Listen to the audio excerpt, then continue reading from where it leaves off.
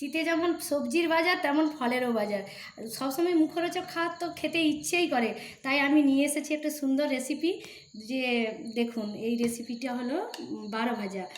প্রথমে শসা দিলাম, তারপরে পেঁয়াজ কুচি, গাজর কুচি, চিপস ভাজা, কাঁচা লঙ্কা, ছোলা, নারকেল, আর একটা নতুন জিনিস অ্যাড করেছি, এটা হলো পেঁপে কুচানো। বাচ্চারা তো পেঁপে খেতেই চায় না, এই বারো ভাজার মধ্যে পেঁপে মিশিয়ে দিলে কি বাচ্চারা বুঝতেই পারবে না। একবার তো করে দেখবেন, বাড়িতে অবশ্যই ট্রাই করবেন, এটা খুব ভালো লাগবে আর খুব হেলদি খাবার। তারপরে লেবুর রস,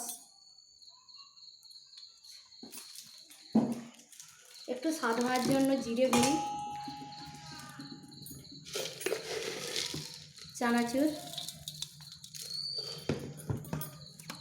সরষের তেল,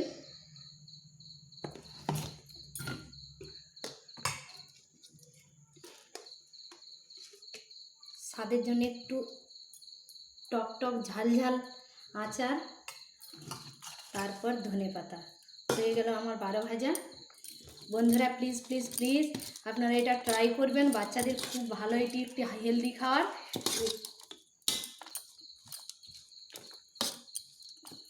সামান্য একটু